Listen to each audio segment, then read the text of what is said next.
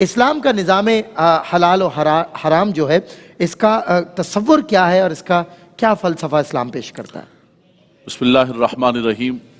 دیکھیں، اسلام کا جو حلال و حرام کا تصور اور کانسیپٹ ہے اس کے اندر ہر چیز شامل ہے، کھانے کی اشیاء سے لے کر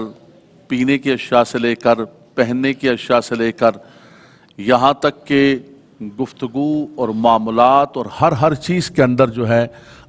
اسلام ہمیں ایک حلال و حرام کا تصور دیتا ہے صحیح کہ آپ نے کس چیز کو کھانا ہے، کس چیز کو پینا ہے اور کس کو نہیں پینا ہے۔ یہ تو بڑی لمبی فہرست ہے، لیکن قرآن مجید نے فرمایا حرمت علیکم المیتۃ والدم ولحم الخنزیر وما اہل لغیر اللہ بہ،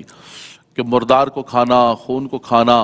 اور ان تمام چیزوں کا کھانا جو ہے وہ تم پر حرام قرار دیا ہے۔ انما الخمر والمیسر والانصاب والازلام رجس من عمل الشیطان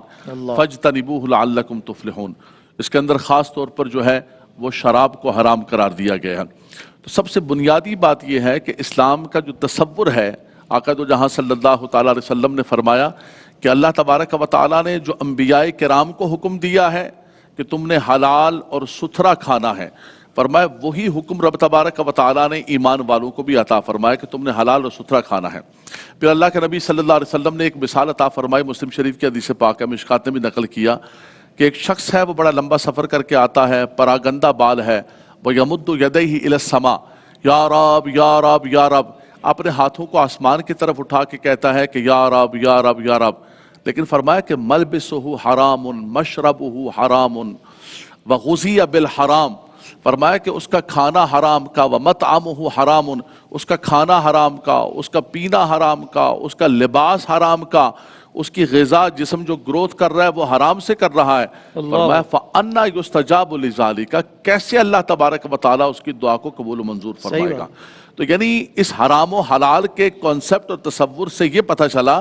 کہ ہماری نمازیں بھی تبھی قبول ہوں گی، ہماری تسبیحات، ہماری عبادات، ہمارے عمرے، ہمارے حج، ہماری ساری چیزیں، کہ سب سے پہلے ہم حلال کا اہتمام کریں گے۔ اللہ طیب و یقبل الطیب،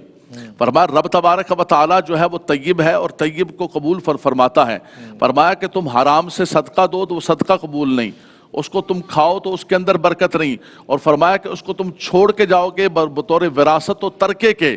تو فرمایا جہنم کی آگ کے سوا تم نے کچھ بھی نہیں چھوڑا۔ اللہ اکبر۔ حضرت سیدنا عبداللہ بن عمر رضی اللہ تعالیٰ عنہ فرماتے ہیں کہ ایک شخص نماز کے لیے کھڑا ہوا، اس نے ایک کپڑا پہنا ہوا ہے، 10 درہم کا کپڑا ہے، اور اس میں سے 9 درہم حلال کے ہیں،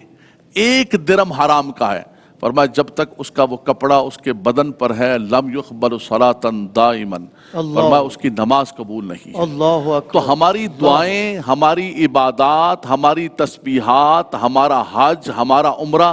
ہم تو یہ سمجھتے ہیں کہ لوگوں کو چکر دے دے کر جو ہے وہ خانہ کعبہ کے چکر لگائیں گے تو سارے کے سارا جو ہے وہ بلیک وائٹ ہو جائے گا،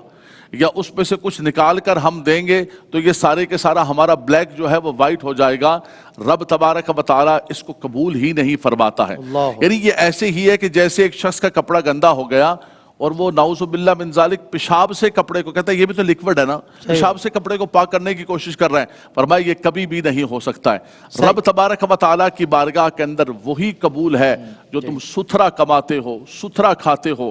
ستھرا بولتے ہو، ستھرے معاملات کرتے ہو۔ فرمایا اسلام نے ہر چیز کے اندر جو ہے وہ طیب و پاک کا تمہیں حکم دیا ہے، تمہاری نگاہیں بھی پاک ہوں، تمہاری گفتگو بھی پاک ہو، تمہارا کھانا اور پینا بھی جب پاک ہوگا تو پھر رب تبارک و تعالیٰ تم پر کرم کرے گا۔ جو آپ نے آغاز کیا تھا اس کے لیے میں صرف ایک جملہ کہوں گا کہ رب تبارک و تعالیٰ نے آقا دو جہاں صلی اللہ علیہ وسلم کو یہ اختیار عطا فرمایا، وَيُحِلُّ لَهُمُ الطَّيِّبَاتِ وَيُحَرِّمُ عَلَيْهِمُ الْخَبَائِثَ، وہ جس چیز کو چاہیں حلال کر دیں، جس چیز کو چاہیں حرام کر دیں،